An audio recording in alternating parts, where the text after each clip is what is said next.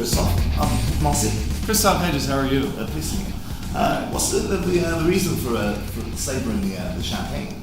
Is it a historical thing, or is it just? Well, it is, yeah. So the historical context goes like this. So Napoleon, after winning the war, after winning several wars, they would have a ceremony, and there would be some ladies kind of along a festival route after the war, and they would hold up bottles of champagne for celebration, which is also why champagne became a celebratory drink in a sense too. So Napoleon and his generals would take out their sabers, and as they were going down the route, they would pull out their sabers and they would cut the tops off the bottles of the champagne, and then the women would take the bottles and pour for the guests of honor in the parade.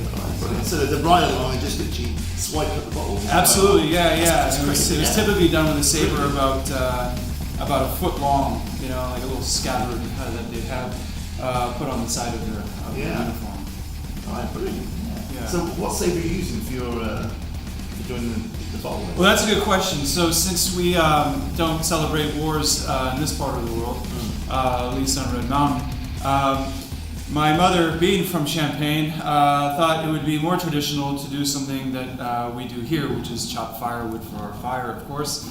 And so we have a hatchet right here, which works just perfectly fine. This is actually my American grandfather's hatchet, and works quite well. Brilliant, yeah. Yeah. So, why? What do you have? I have something that might serve a purpose. Okay.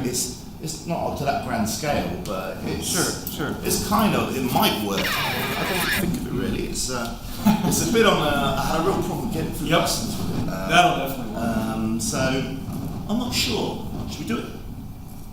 Absolutely. Yeah, of course. But we'll have to get a volunteer to hold the bottle. What we do here is we have to take off the entire decorative foil capsule, okay? Yeah. Because we want a clear shot. And of course the bottles of champagne that they used back then didn't have all this fancy label work.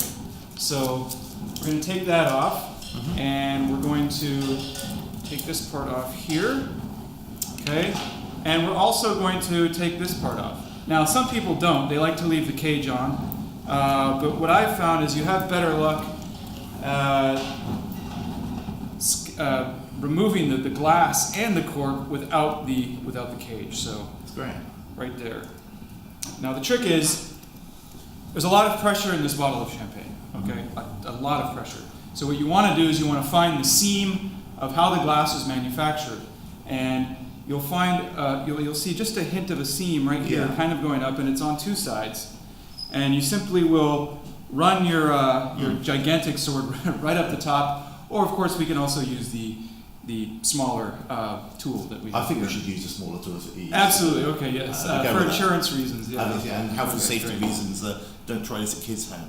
All right. So what we'll do is we'll aim the bottle probably in this direction, unless anybody wants to catch the cork. We can certainly do that. So I'll catch champagne, all right? So. yeah, absolutely. So here's what we do. I want you to get a glass ready. We're going to go over towards the window, and as soon as I'm done, I will pour it to you, and you'll test the champagne and see if it's okay. That's great. All right. All right. Are you ready to do this? Yeah, let's do it. All right. So you simply take this hatchet here, and you find the seam, and on your mark, get set. And there we go. Magic. Brilliant catch. You deserve a little bit of champagne. This is it's called Champagne Marquis d'Ossé. It's actually from France, my mother's region. And this is a Premier Cru 2011, and it's 100% Chardonnay. So Champagne is steeped in history, and I think you'll enjoy